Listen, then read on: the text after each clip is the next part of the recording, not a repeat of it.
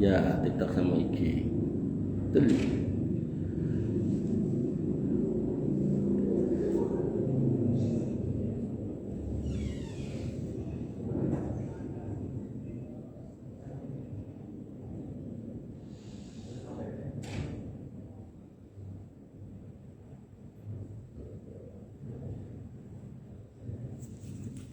Kita mulai ya. Bismillahirrahmanirrahim. Assalamualaikum warahmatullahi wabarakatuh. Alhamdulillah wa syukurillah wa la hawla wa la quwwata illa billah. Wassalatu wassalamu ala Rasulillah wa ala alihi wa sahbihi wa ala rabbi shrah li sadri wa yassir li amri wa hlul 'uqdatam min lisani yafqahu qawli. Amma ba'du. Qanifidin azan ya Allah. Alhamdulillah kita bisa berkumpul lagi.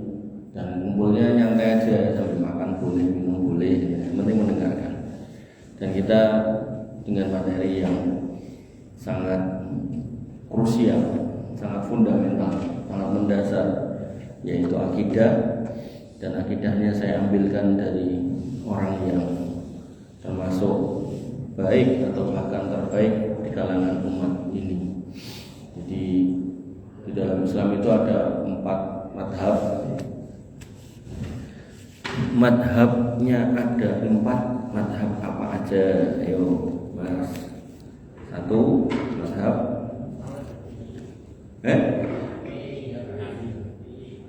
ngacung mungkin sih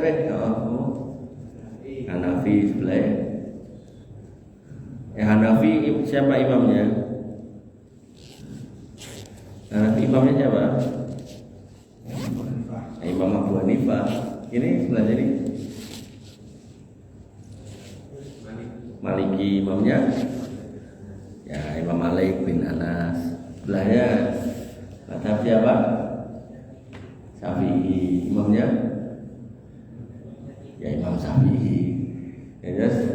I dan Maliki Hanafi itu nisbat kepada pendirinya. Walaupun mereka para ulama itu tidak pernah ngeklaim engkau aku nggawe madhab iki lho, tidak pernah. Pengikutnya saya menamakan kami Syafi'i, Maliki, Hanafi. 1 lagi madhab apa? Hambali. Imamnya Ahmad siapa? Ahmad bin Hanbal. Nah, Indonesia madhabnya Syafi'i. Secara mayoritas Syafi'i. Secara mayoritas. Nah, Imam Syafi'i itu punya guru, punya murid namanya Imam Al-Muzani. Nah, inilah akidah Imam Al-Muzani yang pada pertemuan yang lalu, berarti berapa? 2 pekan ya benar, 2 pekan atau 3 pekan yang lalu, 3 pekan yang lalu itu kita sudah memulainya membaca akidah Imam Al-Muzani. Jadi kalau ngaku Syafi'i kok akidahnya bertentangan dengan Imam Al-Muzani, itu keliru. Contoh, ada orang ngaku Syafi'i tapi ditanya Allah di mana, dia jawab di mana-mana. Nah, itu salah. Kenapa? Karena Imam Al-Muzani mengatakan alin ala arsihi fi majdihi bidzatihi wa huwa dalil ilmihi min khalqihi. Allah itu tinggi dengan zatnya. Jadi Allah itu di atas sana, tidak di mana-mana. Dan dengan keagungannya, ilmunya meliputi segala sesuatu. Jadi ilmunya yang sampai kemana-mana, tapi zatnya Allah itu di atas sana. Makanya kalau ada orang ngaku Syafi'i itu Allah di dalam hatiku bersamaku. Nah, ini kurang tepatnya. Qanifidin azan ya Allah ya. Kemudian terkait dengan takdir, akidah yang kedua, dia mengatakan fal khalqu amiluna bisa bikin ilmi. Semua kita makhluk ini, kita ini, ya hewan binatang juga beramal dan Allah sudah tahu sebelumnya. Kamu duduk di sini sambil bawa gorengan, Allah itu tahu. Sebelum kamu memegangnya. Nanti orang Qadariyah itu nggak percaya dengan itu. Dia pengennya Allah itu baru tahu ketika sesuatu itu terjadi. Nah, itu tidak seperti itu ya akidah Ahlussunnah wal Jamaah. Kemudian wanafizuna lima khalaqahum lahu min khairin wa syarrin. Dan mereka beramal kebaikan maupun keburukan sesuai dengan takdir apa yang ia diciptakan. Artinya kita ini sudah ada tulisannya. Nah, kita hidup akan sesuai dengan itu. Tapi dalam prosesnya kita tidak tahu tulisan kita itu apa, maka kita diminta untuk beramal agar dimudahkan menuju yang terbaik. Makanya nanti kenapa ada orang yang hidupnya ketok baik tapi kok jadi ahli neraka? Karena apa? Urusan niat hati.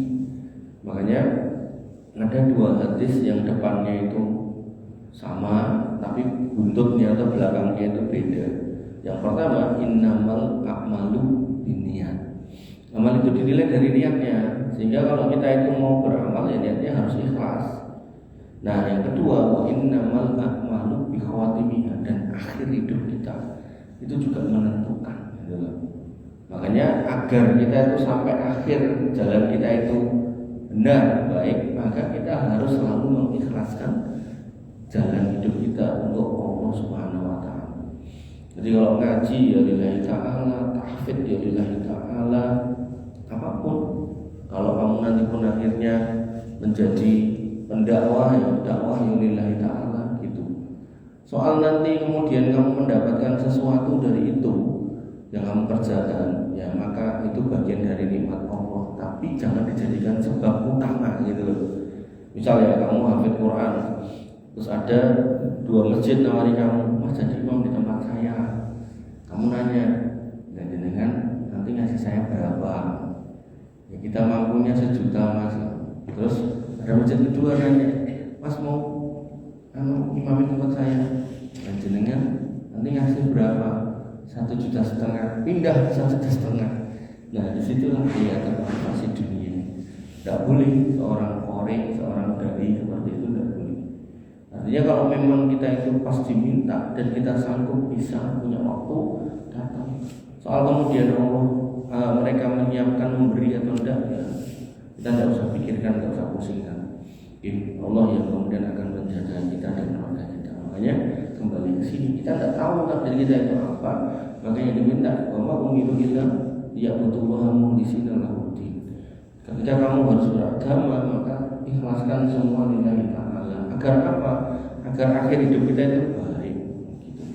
Wa nabiyyin azani Allah wa yakum la yamlikuna li anfusihim min at-ta'an naf'an, dan mereka tidak memiliki wewenang manfaat untuk dirinya sendiri atas ketaatannya. Maksudnya kita itu tidak bisa tiba-tiba kita itu ngatur kita itu jadi orang baik, itu tidak bisa. Semua atas rahmat Allah.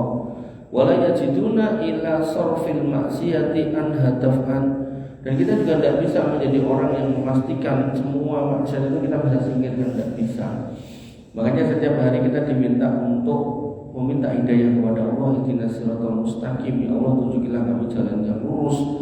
Siratal ladzina an'amta 'alaihim, jalan orang-orang yang Kau beri nikmat, agar kita itu benar-benar dipilihkan oleh Allah jalan yang baik. Makanya di dalam hadis itu sampai dikatakan kita itu tidak bisa masuk surga kalau bukan karena rahmat Allah. Kalau bukan karena hidayah dari Allah, kamu tidak sampai sini. Tapi kebanyakan orang yang nggak paham, maksudnya enggak, aku harus sini nganternya paku lah, paku dikasih rahmat Allah untuk nganterkan anaknya ke pesantren. Karena nanti ada bapak-bapak yang nggak mau anaknya nyantri ramai sugih, akhirnya diantarnya ke STM misalnya. Begitu sampai di STM tawuran padu atau cari mati lah. Ya nggak semua STM gitu ya, tapi kita ketika lihat di medsos, di TV atau di berita, ngeri ketika kemudian lihat anak-anak masih SMP pada tawuran pakai senjata tajam, itu ngeri. Artinya saya kok sebagai orang tua, melihat kamu duduk di sini tuh itu sebagai nikmat. Menurut saya, mama aku adalah orang tua, itu saya lebih senang kamu di sini ngapal Quran daripada istilahnya kamu harus mengejar sesuatu yang belum saatnya. Makanya ikhwan azani Allah wa iyyakum. Kemudian yang berikutnya dikatakan di sini khalaqal khalqa bimasyiatihi an ghairi hajatin kanat bi. Allah menciptakan semua makhluk dengan kehendaknya tanpa butuh dengan makhluk itu. Maka kalau Allah dikatakan Allah itu di atas arsy, benar dalilnya gitu. Ar-Rahmanu 'alal 'arsy istawa. Kalau yang menolak, nek Allah mau taruh di atas arsy, berarti arsy lebih besar dari Allah. Nah itu nek kamu mengatakan Allah butuh arsy, Allah tidak butuh sama arsy. Karena Allah tidak butuh sama arsy, maka Allah lebih besar daripada arsy-nya. Gitu. Lah kenapa kamu katakan Allah di atas arsy? Allah sendiri yang ngomong Ar-Rahman 'alal arsy istawa. Ayatnya ada 7 ini, Pak. Nah, ayat tentang babi aja nggak nyampe 7 kita imani kok. Masa ini ayatnya sampai 7 kita ingkari, terus kita berpikir enggak ngono kuwi maknane ngene ngono. Nah, itu kan logika kamu. Nah, soalnya kalau kamu di atas kursi, berarti kursimu lebih gede daripada kamu. Nah, itu kan kita. Adapun Allah menyatakan laisa kamitslihi syai'un wa huwas samiul basir. Aku itu tidak serupa dengan kalian semua dan aku Maha melihat, Maha mendengar. Makanya ketika Allah ada di atas sana, itu ya pilihan Allah untuk memposisikan dirinya di sana dan kita wajib mengimaninya. Makanya Imam Malik tadi mengatakan al-istiwa'u ma'lumun. Istiwa itu kita sudah tahu artinya. Wal kaifiyatu majhulun. Bagaimana Allah istiwa di sana tidak ada orang tahu. Kemudian wal imanu bihi wajibun, mengimani tentang istiwanya Allah di sana itu wajib. Wa su'alu an bid'ah, mempertanyakan bagaimana istiwa Allah di sana itu sebuah kesalahan yang tidak pernah dilakukan oleh para sahabat dan seterusnya. Sahabat tidak pernah nanya, jadi langsung sami'na wa amanna sami'na wa ata'na. Kemudian di sini dikatakan fa khalaqal malaikata jami'an li ta'atihi wa jabalahu ala ibadati. Dan Allah juga menciptakan seluruh malaikat agar menyembahnya dan menjadikan mereka bertabiat selalu menyembahnya. Ini bukan berarti Allah itu kalau tidak disuruh malaikat terus Allah kehilangan kemuliaan. Tidak, Allah tetap mulia. Nek Allah memang berkehendak ingin menciptakan mereka untuk menyembah Allah. Soal kemudian ada manusia yang gak menyembah Allah, itu juga gak akan mengurangi apapun dari Allah Subhanahu wa taala. Beda kayak kita. Kamu misalnya saya nyalon apa gitu, misalnya nyalon wali kota gitu. Maka saya butuh suaramu. Nah, karena butuh suaramu, maka kamu tak servis, mungkin tak gajah, mungkin apa gitu kan. Biar kamu senang sama saya, nyoblos saya. Itu nek ngomongin politik ala-ala yang ada sekarang, politik praktis itu. Tapi Allah tidak butuh semua itu. Ketika hambanya tidak beriman, tidak beribadah kepadanya, ya Allah tidak masalah, tidak ada apa-apa. Kemudian di sini dikatakan faminhum malaikatun bi qudratil alil arsil hamilun. Maka di antara malaikat itu ada malaikat yang mengangkat arsy Allah. Ada malaikat yang ditugaskan mengangkat arsy Allah. Wa ta'ifatum minhum haula arsyihi yusabbihun. Dan ada malaikat yang mengelilingi di sekitar arsy Allah bertasbih. Kerjaannya bertasbih terus subhanallah, subhanallah. Wa akharuna bihamdihi yuqaddisun, dan yang lainnya menyebutkan tahmid, bertahmid untuk mensucikan nama Allah Subhanahu wa taala. Wastafa minhum rusulan ila rusulih, dan dipilih sebagiannya sebagai utusan yang dikirim kepada para rasul, yaitu Jibril misal gitu. Wa ba'dun mutabbiruna li amri, dan sebagian itu dipilih untuk ngubengi, menjalankan perintah Allah. Ada yang dipilih untuk mendatangi orang-orang sakit, ada yang dipilih untuk mengutari orang-orang yang bermajelis ilmu, ada yang dipilih untuk mengantarkan rezeki pada orang-orang tertentu, ada yang dipilih untuk membantu orang-orang tertentu sesuai dengan izin dan kuasa Allah Subhanahu wa taala. Moga binaraka budi. Waalaikumsalam warahmatullahi wabarakatuh. Kemudian apabila rahmat Allah Subhanahu wa taala tentang Nabi Adam, summa khalaqa Adam biyadihi wa askanahu jannatahu. Kemudian Allah ciptakan Adam dengan tangannya dan menempatkannya di surganya. Ini menjadi dalil manusia pertama itu Adam, bukan monyet. Ini akidah loh. Nanti kamu belajar apa itu teori evolusi, manusia pertama dari monyet. Nah, itu bohong, tidak bisa. Wa qabla dzalika lil ardi khalaqah. Dan sebelum itu dia juga sudah menciptakan penghuni bumi, para jin. Jadi sebelum manusia itu diciptakan, manusia itu terakhir ciptaan. Allah itu di bumi sudah taruh jin. Jin yang sangat banyak. Mereka beranak pinak, pada berantem, bunuh-bunuhan, perang dan kemudian yang terjadi, jin-jin ini sudah bikin kerusakan di muka bumi, malaikat diutus selesaikan. Terjadi pertempuran besar jin sama malaikat. Ini ada di tafsir At-Tabari. Nah, terjadi peperangan besar, jinnya kalah. Sebagian besar lari ke gunung-gunung, sebagian besar mati karena dibunuh oleh malaikat. Diambillah satu yang namanya iblis, dibawa naik ke langit ke alam malaikat. Di sana diajari ibadah kayak malaikat. sudah berada di sana, Allah ciptakan Adam. Dalam proses sebelum diciptakan Adam, Allah bertanya kepada malaikat. Wa idz qala Allahu lil malaikati inni ja'ilun fil ardi khalifah. Ingatlah ketika Allah bertanya kepada malaikat, aku akan jadikan khalifah di muka bumi. Mereka menjawab, qalu ataj'alu fiha may yufsidu fiha wa yasfiku dima. Apakah engkau akan menjadikan orang makhluk yang di dalam bumi itu membuat kerusakan dan menumpahkan darah kayak yang lalu, kayak si jin-jin itu loh yang lalu. Nah, kemudian Allah menjawab, qala ini a'lamu ma la ta'lamun. Nah, singkat cerita, qul azani Allah wa iyyakum, sampailah pada ajakan atau perintah Allah Subhanahu wa taala kepada malaikat. Wa idz qala rabbuka lil malaikati isjudu li Adam. Allah perintahkan malaikat, tapi apa? Fasajadu illa iblis. Malaikatnya pada sujud kecuali iblis, karena waktu itu iblis bersama dengan malaikat. Tak mau iblisnya. Kemudian singkat cerita iblisnya disebutkan bahwasanya beliau disebutkan bahwasanya iblisnya dimurkai oleh Allah, kemudian dia minta hidup kekal. Nah, minta hidup kekal, tapi sebelumnya dia menyesatkan Adam. Sehingga cerita dibuang ke bumi, iblis milih tinggal di atas lautan, Adam di atas daratan. Nah, iblis mengumpulkan itu jin-jin yang masih tersisa pada perciptaan atau pertempuran yang lalu dan dijadikan anak buahnya.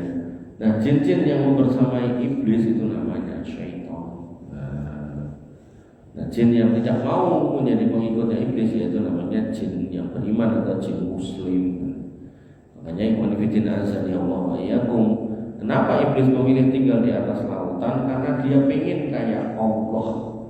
Allah itu punya arsy, wa kana arsyuhu 'alal ma. Arsy-nya Allah itu di atas air. Nah, iblis pengen seperti Allah, pengen gagah kayak Allah gitu. Tinggal di atas air, punya singgasana di atas air. Nah, ikhwan fillah azza wa iyyakum, dari situlah iblis membuat istilah di dinas perhubungan itu namanya command center, pusat perintah. Dia memerintahkan anak buahnya untuk menjalankan misinya apa? Menyesatkan manusia. Dikirimlah dia kepada si A si B untuk berantem, dikirimlah untuk saling bunuh-bunuhan. Dan setiap malam, setiap sore datang ke arsnya iblis di atas lautan itu untuk laporan. Saya sudah bikin si A si B berantem, saya sudah bikin si A si B musuhan. Kemudian iblis pun mengatakan, oke, siap, aman. Barulah sampai ada yang laporan, saya sudah bikin si suami menceraikan istrinya. Yang ini dipuji, kamu hebat, duduklah di sini. Suruh duduk, karena itu pekerjaan terbaik. Kenapa? Karena kalau keluarga itu sudah hancur, itu biasanya anak-anaknya juga ikut berantakan. Biasanya, walaupun ada yang nggak biasa. Nah, ikhwan fillah azanillahu wa iyyakum, sehingga seorang muslim harus mengimani kalau manusia pertama itu ada, dan kemudian ada makhluk yang lain namanya jin. Kemudian wanahamu an sajaratin, dan Allah larang Nabi Adam untuk mendekati sebuah pohon qad nafada qada'uhu alaihi bi'aqliha. Akan tetapi telah ditetapkan dalam takdirnya bahwa ia akan memakannya. Terus di dalam lauh mahfuz sudah tertulis kalau Nabi Adam akan memakan pohon itu atau buah pohon itu. Summa ibtalahu bima nahahu anhu minha. Lalu Allah menguji Adam dengan apa yang dilarang tersebut atasnya. Nah, terus Nabi Adam akhirnya memakan buah itu, dan Allah kemudian menguasakan summa salatu alaihi aduwuhu fa'aghwahu alaiha. Lalu Allah menguasakan musuhnya untuk leluasa menggodanya si jin tadi, si iblis tadi. Wa ja'ala akluhu laha ilal ard sababan, karena memakan buah itu maka dia pun terlempar ke bumi. Fama wajada illa tarki akliha sabilan, dan Adam tidak mendapatkan jalan untuk meninggalkan memakannya. Kenapa? Wis ditakdirkan. Takdirnya dia harus makan, ya makanlah dia. Dan karena beliau sudah memakannya, maka dia pun turun dari surga. Wala anhu laha madhaban, tidak punya jalan untuk lari dari takdir, sudah harus makan buah itu. Makanya wanifidin azani Allah wa iyyakum. Kemudian akidah berikutnya yang kelima, summa khalaqa lil jannati min dzurriyyatihi ahlan. Allah menciptakan surga sekaligus calon-calon penghuninya. Fahum bi a'malihim bi masyiatihi amilun. Para penghuni surga ini mereka melakukan amal-amal penduduk surga sesuai kehendak Allah. Ada yang sangat utama menjadi orang yang mati syahid, ada yang orang di bawahnya beramal solih, ada orang yang amalnya sedikit tapi tetap masuk surga, ada bahkan orang yang amalnya itu gak ada tapi karena beriman tidak berbuat kesyirikan tetap dimasukkan ke dalam surga. Makanya nanti seorang muslim tidak boleh mengkafirkan muslim yang lain, karena sejelek apapun orang Islam masih ada kesempatan kembali kepada Allah, kalau tidak di dunia, di akhirat. Nantinya kalau PR-nya dibawa mati, ya dia tetap harus disucikan di neraka. Tapi kalau kemudian dia sudah menyelesaikan di dunia, maka semuanya dihapus. Wa bi qudratihi wa bi iradatihi yanfudun, maka hanya dengan kuasa dan kehendaknya mereka bisa menjalani semua takdir itu. Itu tentang surga dan neraka. Kemudian berikutnya, wa khalaqa min dzurriyyatihi lin-nari ahlan. Lalu Allah menciptakan dari keturunan Adam itu sebagiannya menjadi penghuni neraka. Fa khalaqa lahum, lalu kemudian Allah menciptakan bagi mereka ayunan la yubsiruna biha. Kenapa orang ini masuk neraka? Diciptakan matanya tapi tidak digunakan buat melihat. Melihat apa? Ayat-ayat Allah. Bahkan jangankan buru-buru membacanya, kenal huruf jaya janda, atau ayat kauniyah, ayat yang ada di alam. Ada gerhana, berarti ini ada yang ngatur.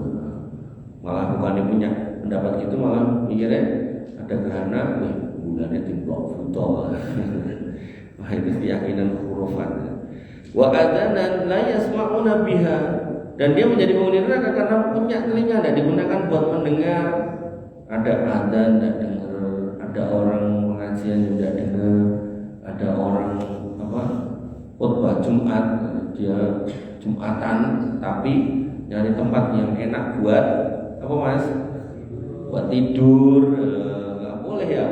Jadi kamu kalau Jumatan jangan nyari tempat yang marai ngantuk depan imam sini, gitu kan. Dan sunnahnya itu imam naik mimbar, khotib naik mimbar, dengarkan dengan dipandang, pantengin itu biar dia keder. Kemudian wa quluban la yafqahuna biha. Kenapa dia masuk neraka? Karena tidak punya hati, tidak digunakan untuk memahami. Kenapa kau tidak pernah menyimak khutbah Jumat seminggu, sepekan 1 kali, sebulan 4 kali, setahun 48 kali? Mosok belas itu aja nggak ada yang nol. Fahum bidzalika anil huda mahjubun. Nah ini musibah. Orang-orang penghuni neraka itu ditakdirkan tidak bisa dapat hidayah, terhalangi. Makanya kamu kalau Al-Fatihah, Mas, tidak mengatakan ihdinas siratal mustaqim, hayati benar kalau kamu itu membutuhkan hidayah, dan hidayah itu diminta dengan benar-benar. Wa bi a'mali ahli nar bisa bikin qadrihi ya'malun. Mereka tidak bisa dapat hidayah tapi mereka justru mengamalkan amal-amal ahli neraka. Kemarin saya ngisi di PES itu, ada ibu-ibu bilang, Ustaz ini ada mu'alaf yang mau datang, mau nanya, mungkin ya ada waktu, ya ditanya ada ya nggak ada, tapi diadakan ya apa-apa, karena orang penting dalam artian butuh nasihat ya. Masuk lagi saya ke masjid Minal ini, saya mojok ke sana bertiga, saya sama perempuan wanita itu 2, sisanya jamaah yang lagi tadarusan. Wah, dia bilang mualaf lah, LGBT lah, mantan pemakai narkoba, komplit pokoknya. Ya terus temennya bilang, oh, lagu Islam ya tobat sama LGBT, LGBT gak normal, arah. LGBT itu normal itu ya. Saya terus bilang, LGBT kok normal itu enggak? Gak normal itu. Makanya hatimu itu sudah keras, dan kerasnya hatimu sampai kamu tidak bisa membedakan mana yang baik dan benar, mana yang salah dan benar. Bahkan kamu menganggap itu normal, padahal tidak normal. Kamu kan pernah Kristen toh? Di dalam Injil itu juga ada tuh kisah tentang Sodom dan Gomora, sama dengan di dalam Quran, di mana mereka itu kaum yang dihabisi oleh Allah Subhanahu Wa Taala karena melakukan kemaksiatan yang sedemikian luar biasa, menjijikkan. Ibaratnya nek laki-laki mbak, itu kan hubungannya itu kan lewat jalannya kotoran kan. Itu nek orang masih punya fitrah gilo gitu. Makanya di mana-mana saya sampaikan terkait dengan LGBT itu nek enggak kelebonan setan ra mungkin. Kalau hatinya sudah mati atau watos biar enggak mungkin mau, enggak mungkin. Nah itu jalan kotoran. Dan kotoran kamu kalau pagi atau kalau apa itu loh, itu laki-laki itu melakukan hubungan seksualnya lewat itu kan gila. Ayam jago sama jago nek ketemu ngapain? Pacaran? Enggak kan? Berantem toh. Kambing jantan sama kambing jantan ngapain? Tubrukan toh. Manusia laki-laki LGBT itu ciuman tuh kan gila nih. Makanya dia terus ngomong, oh pantesan ya Pak Ustaz, apaan? Saya itu sholat tuh hukumnya tuh gak ada yang berat. Wah tenang, ini nek setan tenang gue. Gue kudu diruyah, nek rambut ruyah. Gue mesti pikiranmu LGBT-mu itu masih baik-baik aja, masih benar. Padahal itu nyata-nyata sesuatu yang keliru. Makanya kamu tidak punya rasa kalau itu salah. Padahal itu sudah, itu ibarat sesuatu yang menjijikkan itu udah levelnya itu level super gitu loh. Makanya saya punya kajian anak-anak muda gini, kan ada yang nanya, Ustaz saya punya teman yang normal, maksudnya nggak LGBT. Mereka kok malahnya beliau, tapi kalau punya teman LGBT kok malah baik-baik. Lah iya mereka baik, dalam rangka menutupi kebobrokannya. Tapi nek kamu tahu orang-orang LGBT itu di TV atau di berita itu, mereka kalau sudah cemburu atau kemudian sakit hati itu membunuh. Gak cuma bunuh, mutilasi. Makanya itu sudah banyak kasusnya dan mengerikan itu semua. Makanya Imam Ibn Azan ya Allah hanya pas di sini. Tadi Imam Al-Muzani mengatakan mereka itu beramal amalnya ahli neraka dan mereka bisa bikin mereka tuh bersegera. Sampai saya bilang sama orang itu, dengan memang benar mau tobat, dengan akan merasakan cobaan yang mungkin luar biasa yang harus dengan hadapi. Napa niku puasa? Mbuh, tapi mesti ada. Karena orang bertobat itu pasti akan dicoba oleh Allah dalam rangka untuk membersihkan dosanya itu. Nah, terus dia bilang, mungkin soal finansial ya bisa. Nah, kok misalnya dari finansial gimana? Saya tanya gitu. Terus dia bilang, saya itu kan bartender itu. Terus saya itu kalau menghidangkan minuman yang mahal itu, dia nyebut merek saya sampai nggak ingat mereknya. Itu satu botol harganya 30 juta. Itu kalau saya sudah men-service customer yang eksekutif itu, nanti saya dikasih tip itu minimal 2 juta. Coba minumannya 30 juta. Nanti minuman seharga motor apa ya, NMAX atau apa. Minuman 30 juta buat tukang es teh itu berenang mas. Nah, makanya itu tidak ada pas di sini beliau mengatakan mau masuk neraka aja dia siap loh berlomba. Makanya kamu harus paham kalau surga itu harus ditebus dengan usaha. Makanya yang mulai ya capek, kamu hafid Quran ya capek gitu. Tapi ya tetap harus jalani. Kemudian terkait dengan iman, beliau Al-Imam Al-Muzani mengatakan wal imanu qaulun wa amalun ma'al i'tiqadihi bil jinan. Yang namanya iman itu ucapan dan perbuatan dan disertai dengan keyakinan di dalam hati. Makanya ketika dikatakan man shoma Ramadan imanan, berpuasa dengan penuh keimanan, yakin kalau itu perintah Allah dan yakin itu bisa menjadi mantap kalau kita punya ilmu. Nah, ilmu didapatkan dari majelis ilmu. Jadi sebenarnya muter-muternya di situ. Makanya dalam proses kita melengkapi iman itu, tinggal PR-nya kita tuh belum mantap di mana. Di situ fungsi dari ahli ilmi, dari pendakwah, dari pengajar. Panjenengan diminta untuk fasalu ahla dzikri in kuntum la ta'lamun. Jenengan belum mantap di mana? Maka berikan pertanyaanlah kepada ahli ilmu itu belum biar dijelaskan. Kemarin ibu saya itu WA. Iki enek kancaku, kanca ngaji zaman biyen yang saiki malah melu ingkar sunnah. Nggih pripun? Iki ngomongnya ada kubur gak enek dalile iki kata muncul ke dalile sak pirang-pirang. Dan jelasno nggih, kula susun Pak. Justru dalil itu menunjukkan kalau ada kubur itu ada. Tapi karena jahilnya orang tidak mau menerima hadis, akhirnya Quran cuma dipahami sesuai dengan logikanya. Bahkan Quran pun kalau kita mau memahami dengan baik dan benar itu butuh wasilah. Wasilahnya adalah mufasir, ahli tafsir. Pun enten ahli tafsirnya Ibnu Katsir, Al-Qurtubi, At-Tabari, semuanya orang-orang ulama-ulama yang luar biasa. Niki malah ditafsirkan dengan dirinya sendiri. Ngapunten. Ibu saya guru SLB, dia guru SLB. Toko. Apa levelnya guru SLB sampai bisa menafsirkan Quran sedemikian luar biasa? Gak bisa Pak. Tetap butuh ilmu. Kalau mengajar tafsir tidak berani. Iki tafsirnya gini tidak berani. Saya pilih bawa kitab. Nih tafsirnya ini. Terus kalau ngajar tafsir itu kan tipes itu Masjid Al-Baitur Rahman itu tafsir As-Sa'di, no kitab. Tidak berani menafsirkan sendiri. Terus saya ngajar di pondoknya Taufik, kayak teman-teman ini kan KPI Mandiri. Saya pondoknya PHI itu yang bawa kitab tafsir Ibnu Katsir. Tidak berani menafsirkan sendiri.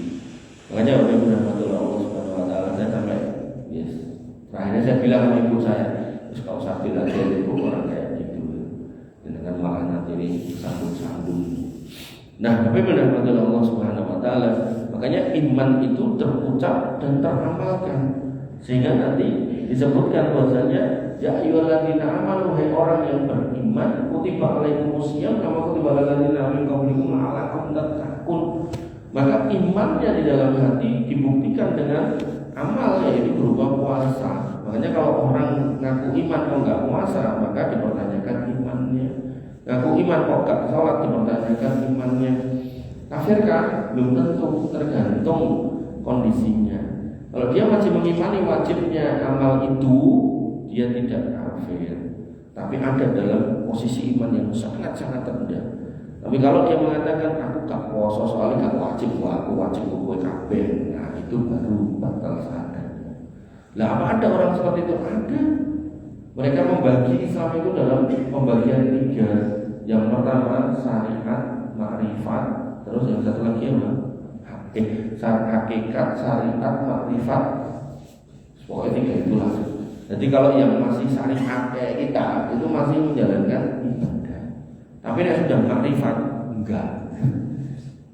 Nanti bahkan orang yang sampai di level makrifat, dia punya keyakinan kenapa? Manunggaling Allah Gusti, Allah itu akan turun menyatu pada dirinya.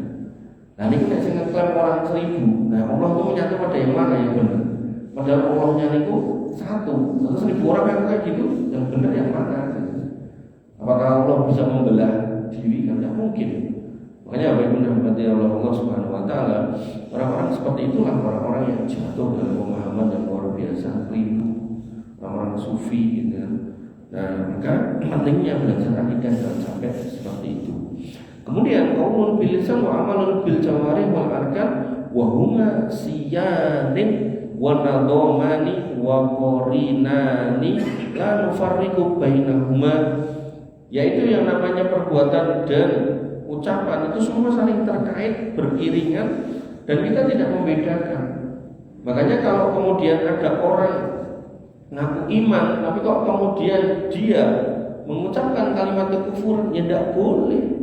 Begitu pula orang ngaku iman kok berbuat maksiat, ya tidak boleh. Kalaupun akhirnya berbuat maksiat berarti imannya sedang turun. Makanya Nabi SAW mengatakan ayazni zani hina yazni fahuwa mukmin. Tidaklah berzina orang itu ketika berzina dia dalam kondisi penuh iman dan imannya berkurang. Makanya saya sering contohkan iman itu kan sedikit botol. Nah iman dengan itu botol ini. Nah naik turunnya iman itu akhirnya kalau kemudian berkurang setengah imannya berkurang setengah. Kalau full berarti imannya full. Lalu bagaimana bisa kita memenuhi ini botol? Jelas cara memenuhinya kita isi air. Entah air putih, air kopi, air teh atau apapun yang penting halal gitu. Nah, tapi kalau kemudian memiliki hati tadi, iman tadi, maka untuk memenuhinya al-iman yazidu wa yanqus, naiknya yazidu bitoa dengan ketaatan. Ketaatan itu apa? Apapun yang mendatangkan ridho Allah. Makanya Ibnu Taimiyah merangkum kata ibadah, al-ibadah huwa ismun jami'un ma yuhibbullah wa yardahu. Yang namanya ibadah itu adalah semua hal yang mendatangkan kecintaan dan keridhaan Allah. Ya tentu sesuai dengan Quran dan Sunnah. Apa itu? Macam-macam. Sholat, puasa, rukun Islam itu, haji, zakat. Kemudian kalau konteks bulan Ramadan berarti puasa, yang mulai, tarawih, baca Quran, infak, sedekah. Bahkan Nabi mengatakan al-imanu bid'un sab'una syu'batan. Yang namanya iman itu punya cabang 70. Nanti Al-Imam Al-Baihaqi bikin kitab merinci 70 cabang itu apa aja. Nah, Nabi mengatakan a'laha kalimatun la ilaha illallah. Iman yang paling tinggi itu statement pernyataan persaksian tidak ada ilah yang berhak disembah selain Allah dengan ilmu. Karena nanti dalam Al-Quran dikatakan fa'lam annahu la ilaha illallah. Maka ilmuilah kalimat la ilaha illallah. Nah, Abu Thalib karena mengilmui la ilaha illallah itu berarti mengingkari sesembahan selain Allah. Dia disuruh syahadat itu tidak mau. Kenapa? Karena dia akan mengingkari 360 berhala. Nah, di kita orangnya tidak paham la ilaha illallah apa, habis ucap la ilaha illallah besok buang saja.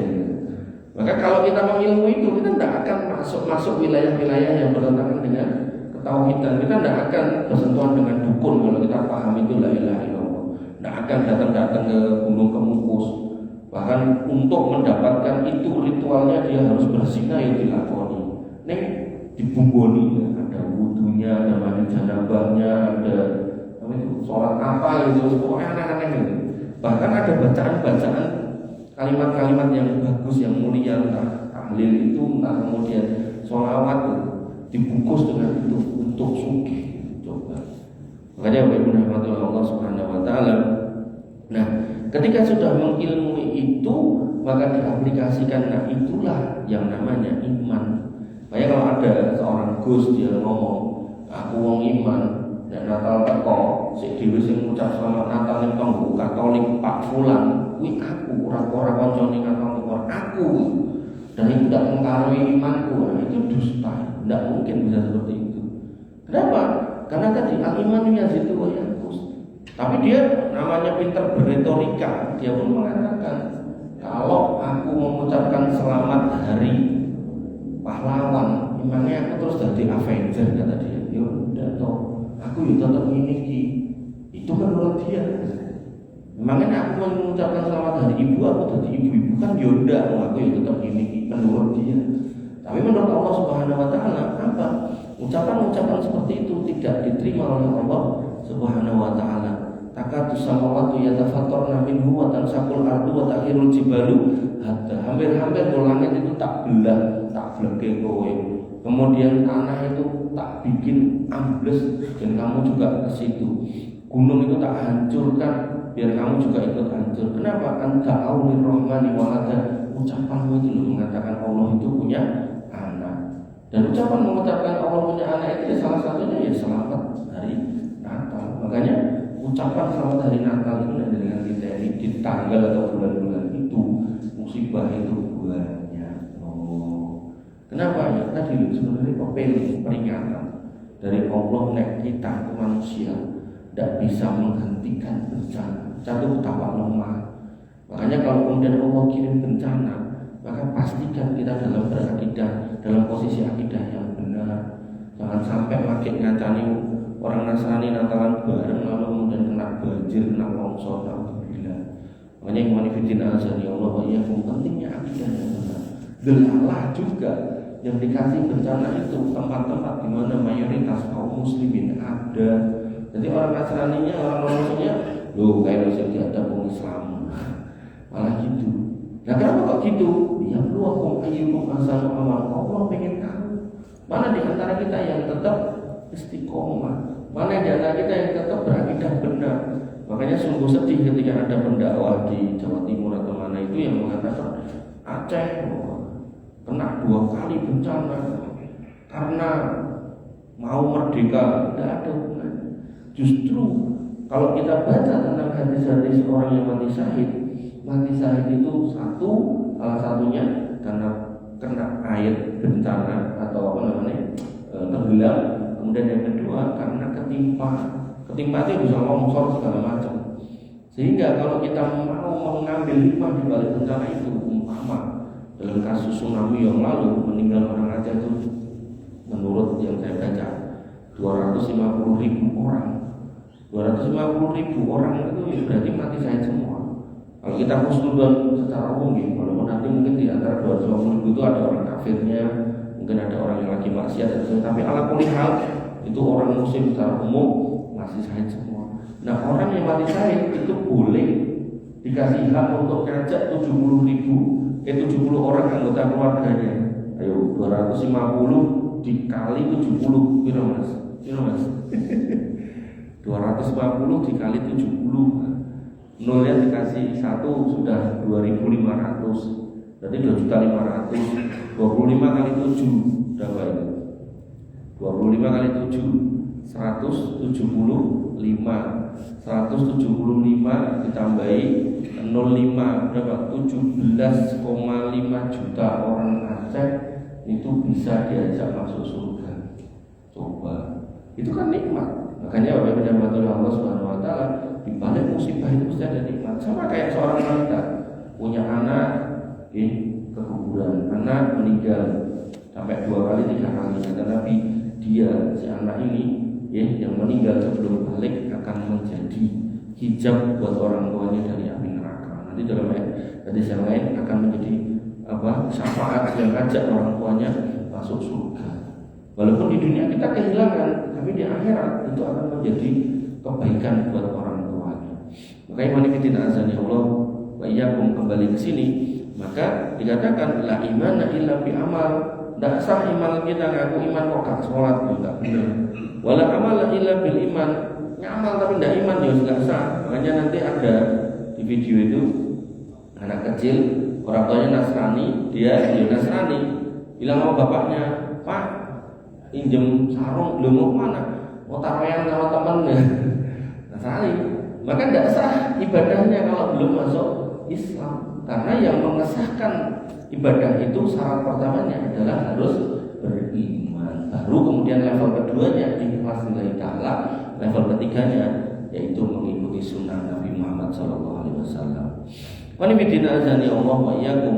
Kemudian kalimat akidah berikutnya, wal mu'minuna fil imani yatafadulun. Dan orang beriman itu di urusan iman itu bertingkat-tingkat. Ada yang imannya tinggi kayak para nabi, kemudian ada yang kayak seperti wali-wali Allah gitu kan, para sahabat, para ulama gitu kan. Kemudian wa bisolihil a'malihum mutazaidun, dan juga dalam urusan amal soleh mereka itu juga saling bertingkat-tingkat, bisa naik bisa turun. Wala yakhrujuna bidzunubi minal iman, mereka tidak keluar dari keimanan hanya karena dosa besar. Ini akidah. Nanti ada orang yang mengeluarkan kaum muslimin dari Islamnya. Wah kafir weh, kenapa kok gak bayat kalau imamku? Tidak ada. Nanti dalam akidahnya Imam Al-Bukhari 1.000 lebih ulama yang ditemui oleh Imam Bukhari mengatakan dengan kalimat yang sama, semua yang menjadi ashabul kiblah masih sholat menghadap kiblat itu adalah saudara kita. Makanya nanti hukumnya adalah orang NU di orang Muhammadiyah boleh, orang Muhammadiyah di NU boleh selama soal rukun dan syarat sholatnya dipenuhi. Makanya jangan taraweh 11 boleh, taraweh 23 boleh. Yang nggak boleh itu adalah kalau taraweh 11 selesai 20 menit, kok taraweh 23 bukannya 20 dikali 2 maka 20 dibagi 2, nah itu tidak boleh. Kan tidak mungkin kalau lebih cepat rakaatnya lebih banyak. Buktinya mungkin, kalau mungkin tapi modelnya kayak gitu itu namanya tidak tumaknina. Kalau tidak tumaknina berarti ibadahnya tidak diterima. Karena yang namanya tumaknina itu rukun dalam sholat. Bagaimana dengan tidak baca al-fatihah sholatnya tidak diterima, maka tumaknina itu juga rukun.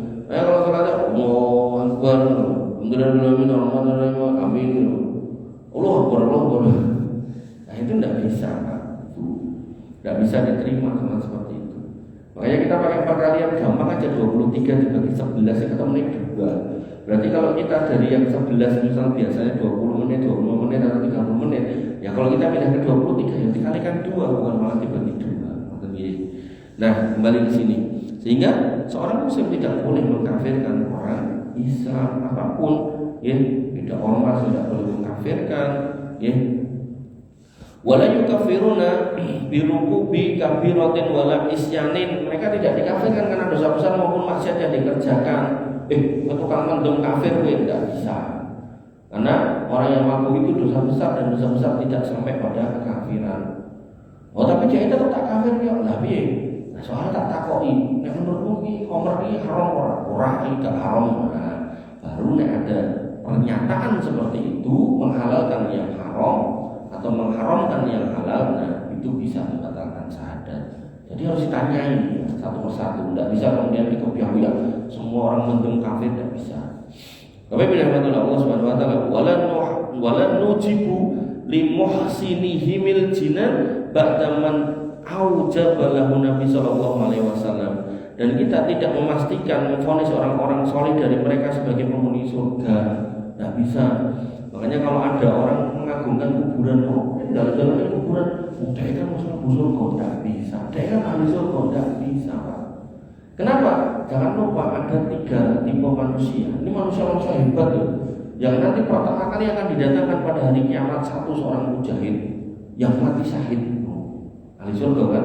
Kemudian yang kedua, ini yang saya sedih, pendakwah yang dia berdakwah sekaligus korek. Jadi pendakwah ustaz tuh punya hafalan bacaannya bagus, komplit, paket komplit. Nah kemudian yang ketiga, seorang dermawan kaya. Nah ditanya kepada si syahid, kenapa kamu mati? Oh saya dulu berjihad lillahi ta'ala. Kata Allah, dusta, kamu perang supaya disebut seorang mujahid, seorang pemberani. Iwala jariun, pemberani. Kemudian dicemplungkan ke neraka. Coba dipandangkan kata orang dia ahli surga, ternyata malah ahli neraka. Yang kedua ini yang saya sedih tadi, yaitu pendakwah, yang di situ dia berdakwah. Dan dalam berdakwah dia punya ilmu, karena berdakwah kan nggak mungkin kalau berdakwah nggak punya ilmu. Kemudian dia juga mengimami orang dengan Quran karena dia punya hafalan dan punya bacaan yang bagus. Ditanya, apa amalmu dulu di dunia? Oh saya berdakwah ya Allah, saya memimpin orang sholat, saya mengajari ini. Kata Allah, kadzab, dusta. Semua itu kamu lakukan agar kamu disebut ayyukola alimun, biar disebut ustaz, orang alim, kiai, gus. Kamu pengen nyari sebutan itu. Kemudian soal koreknya kamu juga cuma pengen disebut korek gitu. Akhirnya cemplungkan ke neraka. Kemudian yang ketiga, soalnya dermawan, punya duit, punya kedudukan, punya finansial gitu. Dia kalau datang semua permintaan proposal yang baik-baik dia ikut. Ini bukan sing nyawer-nyawer itu buatan. Jadi semua yang baik-baik, buat masjid, buat yatim piatu, buat yayasan Islam, pokoknya dia ikut. Bukan yang maksiat, bukan.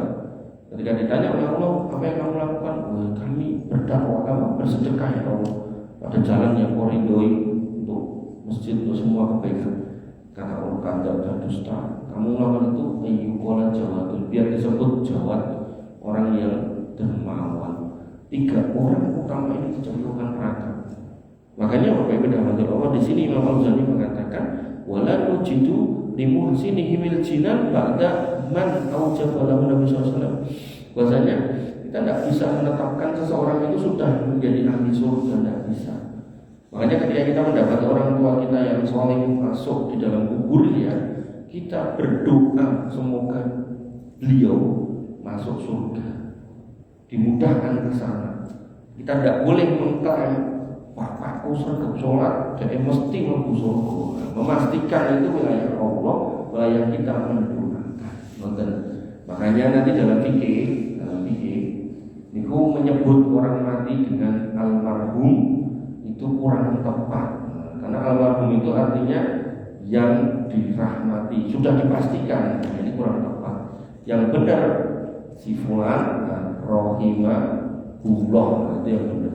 Rahimahullah itu lebih kepada doa, semoga Allah merahmatinya.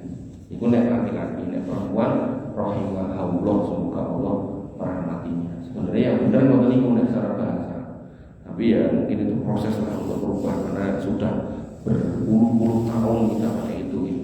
Tapi bidahmatul Allah Subhanahu wa taala wala nasatu ala musiihim binar, dan kita juga tidak bisa mempersaksikan oh itu tukang mendem mati mesti merokok, tidak bisa. Kenapa? Nanti ada hadis tentang anak yang mendoakan orang tuanya lalu dia bisa membuat atau meninggikan derajat orang tuanya. Dan doa anak kepada orang tuanya itu pasti bermanfaat, tidak mungkin tidak.